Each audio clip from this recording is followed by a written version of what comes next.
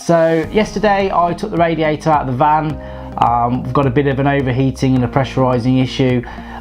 If you want to know more, go check out the video. I did a little video yesterday about how to take the radiator out of my van. Today we're going to go on a little journey of discovery and a little bit of trial and error, or budget and scarper, whatever you want to prefer. Basically, I'm going to try and flush out my radiator, or should I say, basically what I'm going to do is I'm going to check my radiator, see if it's got any blockages. I've done a bit of reading up on this and a bit of YouTubing and checked a few other sites out on different vehicles. It is something that is possible, but I think we're just going to suck it and see, I suppose. I think we're just going to crack on with it and sort of cross every bridge as we come to it. The plan, or the loose plan that I've got, is to flush out the radiator if possible it's blocked, but first I need to check to see if it is blocked, or just to check to see it's working properly. So I'm not quite sure what the setup's going to be or how we're going to approach it. We shall find out shortly, but I think the plan is to boil some water, get the kettle nice and hot, pour some water into the radiator, and then just manually feel the radiator, and we should be able to feel the areas that they're getting hot and any areas that are getting cold. If we're getting cold spots, that will suggest that the water isn't getting to those areas, and thus will show us where any blockage is. That's the theory anyway. I've never done this before, and basically it's just me being a cheapskate. A new radiator is between 150 and 200 quid with the VAT. I think some of them even more expensive than that. So if at all possible, I'm hoping this solves any issues and saves me a couple £100. Some people have used unblockers and drainage unblockers, but I'm going to have to do some reading up and double check what type of unblocker we can use. We don't want to corrode any seals or corrode anything that's inside the radiator and make it even worse than it is, or completely destroy it. So yeah, just gonna take it easy, tread carefully, and hopefully fix the radiator issue. So without further ado, let's go check it out and see what we can do. Now you can hear it going in. It's a bit cold on this top corner here, or cooler. It's definitely getting in there, and definitely getting in there.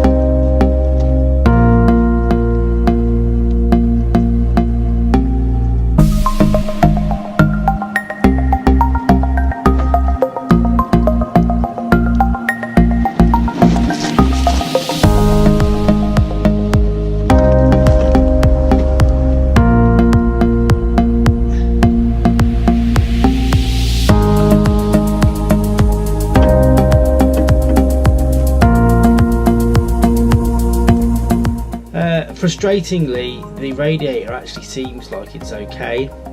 I poured boiling water into it and felt all across the surface, all across the fins, and the heat's pretty much even throughout. Even as I've poured it, tipped it upside down to pour it back out and taken the water out, the water's obviously not as clean as it was when it went in, but it doesn't look like there's too much sediment in it, and also it's not like really thick and gunky,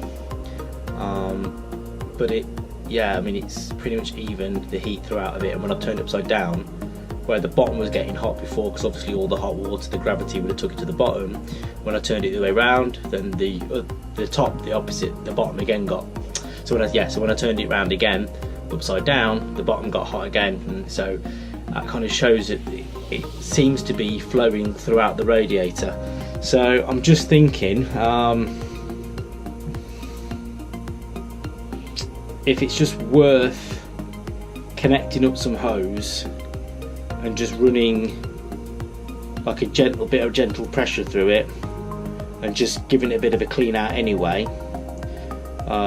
Can't do it any harm to give it a bit of a flush. You'll notice that I actually used a clean bucket to catch the water that had been flushed through the radiator. This is just so I could check any of the sediment and any of the gunk that had come out of the radiator and get a good idea of just how much crap was in there. But you'll notice that once it all flushed through and we'd emptied the bucket, there wasn't a lot in the bottom, which is a good sign, shows the radiator was in pretty decent condition.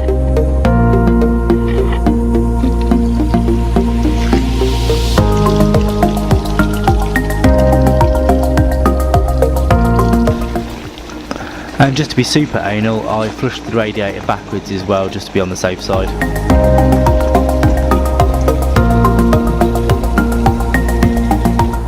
Right, so there you go then, guys. It would seem that the radiator is fine.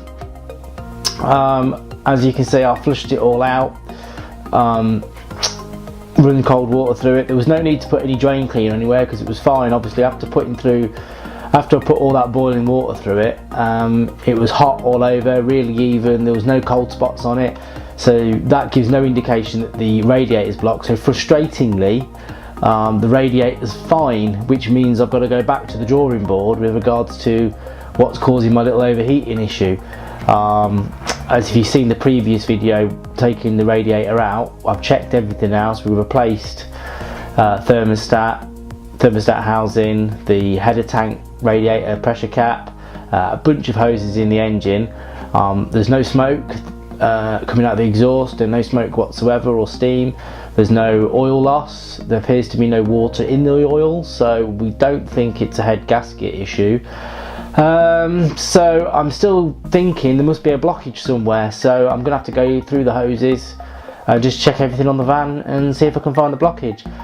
But yeah, hopefully that gives you an idea of how to flush the radiator. I'm not sure if it's the best way or the proper way, but it certainly seems to be a pretty effective way. I just used a hose. I was going to set up a bit of a rig and use some Jubilee clips to make a better fit, but the hose seemed to work just fine as it was. I think on some of the video you can probably see there was a little bit of sediment in the bottom of the bucket, but there wasn't a huge amount, you know. I think if there was a real bad issue with that radiator, we'd have seen a lot of crap come out of it. But truth be told, there wasn't that much crap coming out of it, which for what I assume to be a 30-year-old radiator is pretty impressive. So anyway, yeah, I shall continue. If you found the video useful, please like and subscribe to the channel. Go on Facebook, find the North Warwickshire All Dubs Club page and join us. If you're quite local, if you are in the Midlands, pop along to one of our meets or come see us at one of the shows. There's plenty of us. We're quite a pretty decent sized club now. And I shall keep you all updated with how I get on. I'm sure the next video will be trying to figure out what's causing this overheating issue. So until next time, guys, see you around. Take care. Bye.